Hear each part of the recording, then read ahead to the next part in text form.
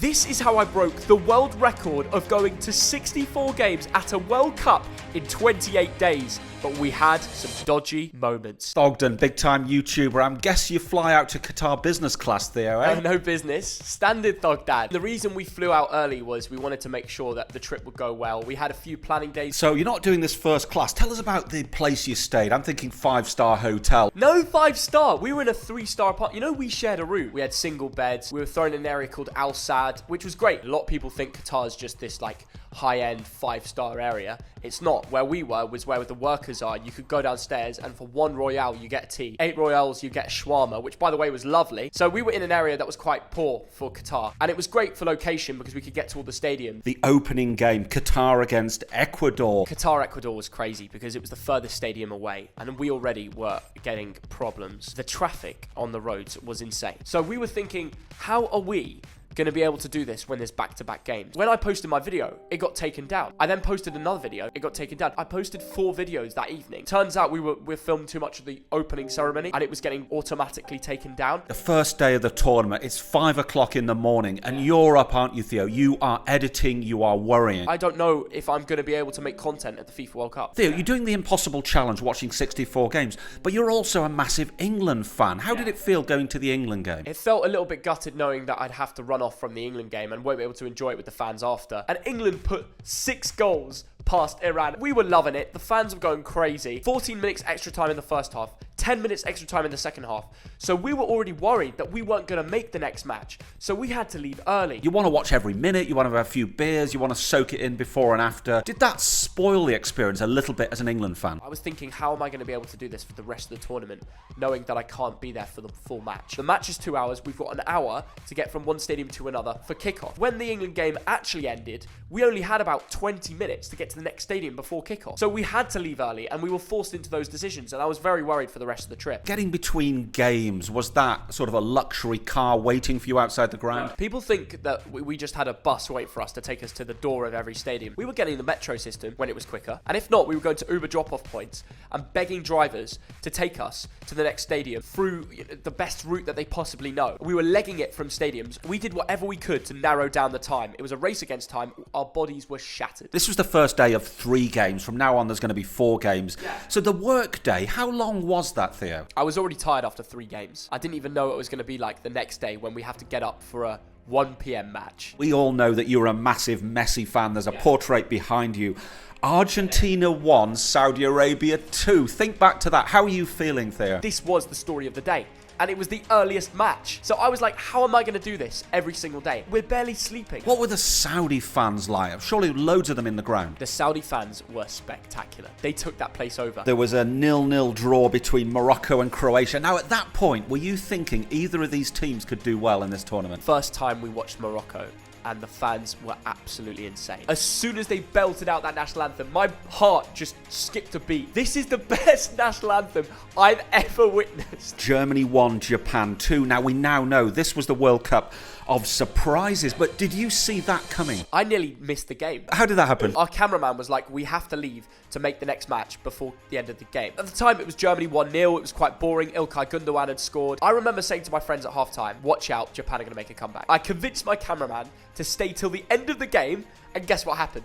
Doğan scored. The crowd went wild. We had a bunch of Japanese fans behind us, and I was just dancing and singing with them. And that was the day Spain, we were all worried, where are the goals going to come from? Spain 7, Costa Rica 0. What do you remember about that game? Here's the problem, right? Because we stayed till the end of Japan-Germany, we missed the beginning of Spain-Costa Rica. And as we walked to our seat, I saw a bunch of guys in blue, white, and red. I thought, why are French fans at the game? So I was like, guys, who do you support? France? He looked back and said, Honduras. Wow, that sounds like a good TikTok. I realised after they were bantering me and they were actually from Costa Rica. I put that on TikTok. It got millions of views. I think it got like 5 or 6 million views. Come on, France. Is it Costa Rica? Let's go. What nation?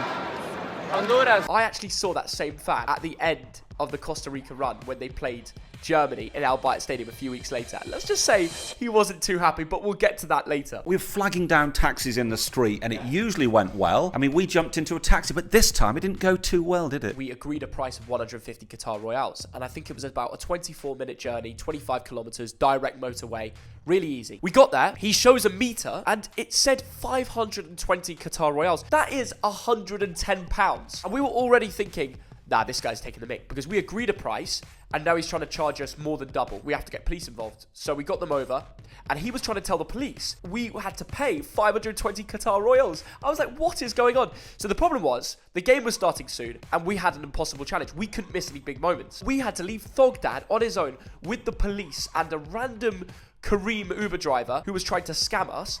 He could have got arrested. There was no sign of Thogden for absolutely ages. So he pranked us, didn't you, Dad? So the police were absolutely brilliant. It was all sorted. They realised that the taxi driver was trying to scam us. We paid 150.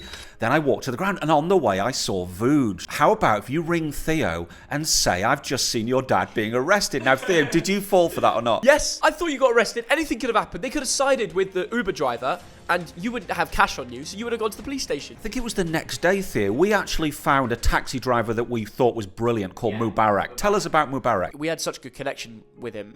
He was so nice. He knew all the shortcuts to get to grounds. We got along with him so well. I think we invited him to Germany, Costa Rica at Al Bayt Stadium a bit later. We've made sort of a lifetime friend in Mubarak, a taxi Where driver was he from? Bangladesh? From Bangladesh. And his dad milked cows. He's showing us his cow farms, and like all the money that he makes goes back into the family. And that's the great thing about the World Cup, is what people don't think about it.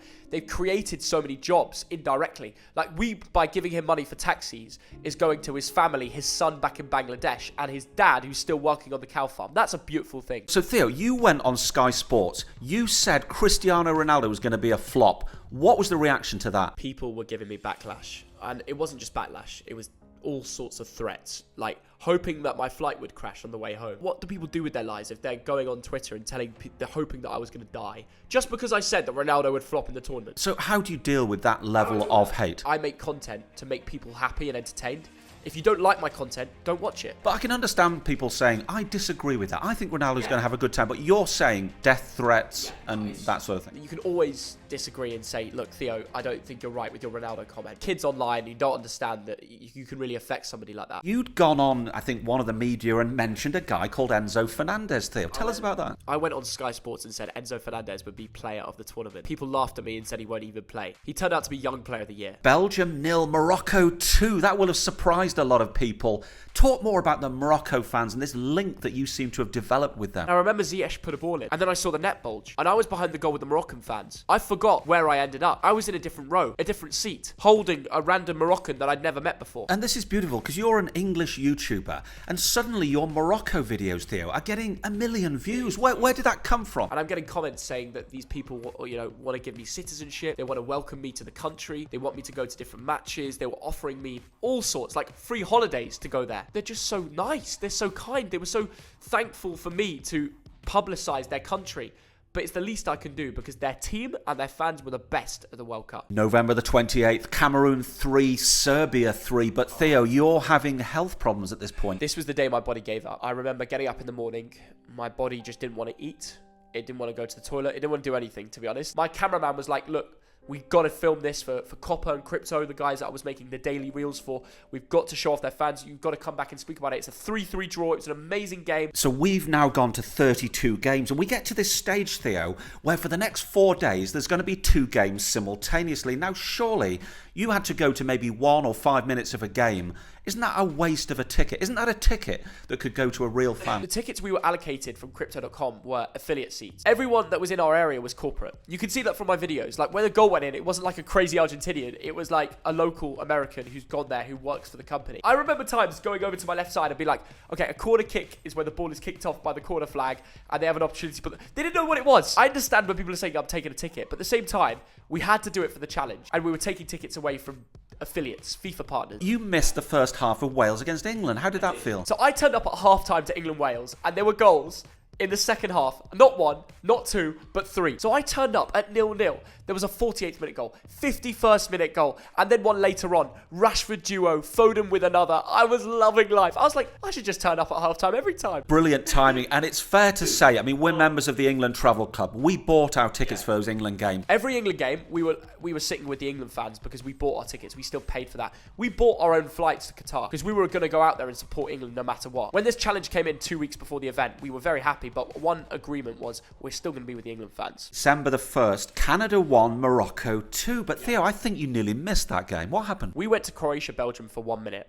and prioritised Canada, Morocco. Now, I was going to do it the other way around, so credit to Josh, the editor, who told us to flip it. Whilst we were in the taxi, the games were going through, and Canada, Morocco went from 0-0 to 2-1 at half-time. We get there, things get worse. There was no more fans allowed to permit inside the stadium because the Moroccan fans had created the stampede, so no one could get in. I basically just said, look, these are my tickets. We're doing an impossible challenge. We're going to every single game. Please don't let this be the one to ruin it. Someone spoke to someone. Someone else helped another person. Finally, we got a member of staff who was willing to help us, and we made it into the ground. So December the 1st was also the day, Theo, Japan 2, Spain 1. You met a Costa Rica fan that you've met earlier, the Honduras guy. You met him again. What happened? You're the Honduras guy. And my cameraman pointed at, tapped me on the shoulder and said, Theo, the guy that you went viral on TikTok. At this moment in time, the video is sitting on 5 million views, and he'd gone viral because he said Honduras instead of Costa Rica. He turns around to me and says, I don't respect you. You laughed at me. You made me go viral. He said to me, leave the area before I get more angry, and looked at me. His lip was quivering. I genuinely thought he was a France fan, and he turned up in red, blue, and white. And of course it's Costa Rica. They were already losing, but he was like, you take the piss out of me. You take the piss out of me. He was really actually angry. I was trying to be nice to him, and he was getting all aggressive. And I didn't know what to do, so eventually I just walked off because he did end up saying, if you don't leave now, I'm going to do something. The impossible challenge gets easier because the knockout stages start and you don't have to miss any more games. I was so relieved from this point on. Finally, we can watch matches to the full, enjoy it, make proper content, have time to send the clips, move to the next stadium, be there pre-match. This was the moment I could finally... I knew I'd completed the impossible challenge after this moment on. December the 3rd, Netherlands 3, USA 1. But didn't you meet an interesting USA fan with some dodgy chants? Roll the clip.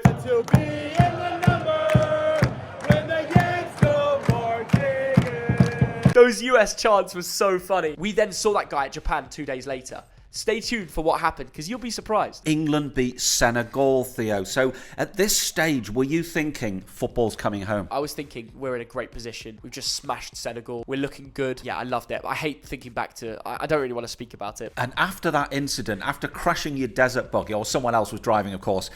Al Jazeera rang you up and said, can you do another interview? At 12:30 at night, that night, I had another Al Jazeera interview. I said yes. I actually, Josh watched this. I think I had one of my best ever performances on TV. I banged my head on the desert ground at speed on a dune buggy. 12:30 that night on my first day off, where I am shattered. I've been having 15-hour days again and again and again at football matches.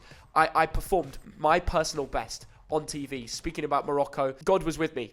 Seriously, that was incredible. Now, this was the day Argentina won dirty, and I mean that as a compliment. And your idol, Lionel Messi, kicked off with the likes of Weghorst and the Netherlands. How do you feel about that day? We saw angry Messi. We'd seen all the different characteristics of this Argentina team. Was that one of the best games of the tournament? One of the best games, and I would have probably said it was the best game. The final was pretty special. England 1, France 2. Now, I want to ask, we know what happened in the game. That hurt me. All the Ronaldo fans had that bit of ammunition on me when England went out. Do you know what? And I was thinking, Dad, I'm going to all the England games. I'm going to every game at a World Cup. What's the point if England are not making it through? I had a real feeling that we'd make it to a World Cup final. The run was good. We just had to beat that France. We played so well as well. That's what hurts. We played like a team that could win a World Cup. Throughout this tournament, you were probably posed for 10,000 selfies. I mean, it was incredible. And I don't say this as a boast, but how do you handle all of that? The recognition you get and the time you spent with... Well, here's the thing, right? Whatever stadium we're at, we're constantly turning it on. I will always have time for it. I will never say no to a photo, and I never did. Like you said, Dad, we probably took thousands of pictures over the last month, but we made so many people happy. Like, people going away from the conversation saying, you've made my day that I've met you. Moving on to the third place playoff, Croatia won that, and then we're on final day. But before that, I had to say goodbye to Morocco fans, and that was an emotional experience. I remember picking up my phone and I put a video on TikTok just saying, you know what, in 2023, my wish for the next year is to go visit Morocco. Now, I'm 54 years old. I've never been to a World Cup final before. Most people will never get to one. Was it possible to step back and soak it in and think, I'm actually at a World Cup final in Row B. Row B, the best two nations, France and Argentina. Mbappe against Messi, Lusail Stadium, 90,000 fans. It was the perfect occasion. We couldn't dream of a better outcome. The way Mbappe made a comeback after Messi scored, and then the game went to extra time. There were goals each way, late scenes, penalties, loads of pressure, and then Messi picking up that World Cup in the end. That was all I ever wanted. I defended him in GOAT arguments time and time again against my mates. Since I was a kid, I supported Barcelona in the Real Madrid El Clasico. I've always prioritized him as the best player in the world. And to see him finally win the only trophy he hasn't won, complete the collection, and I was there to witness it, that's the most special thing. That's the best day of my life. And do you think this is the best football story, the best sports story in your lifetime? I don't think I'll ever top that. FIFA have confirmed, they tweeted at me on the final day, I am officially the world record breaker for attending the most World Cup matches out of any fan in the world ever. The best fans. Morocco. The worst fans. Denmark. The best memory of the tournament. Morocco beating Portugal. Worst experience of the tournament. Honduras fan. What was the best game that you saw apart from the final? Argentina, Netherlands. How does it feel to be back in London in front of a Christmas tree? Are you missing Qatar? I am missing Qatar, but I'm also loving a break. Thank you to Qatar for hosting an amazing tournament. Thank you to FIFA and the FIFA partner Crypto for giving me all the tickets. I'm thoroughly thankful. I loved it. I'm an avid football fan. You won't find a crazier football fan than me. I really did appreciate it, and I hope the content showed that. I hope you were entertained.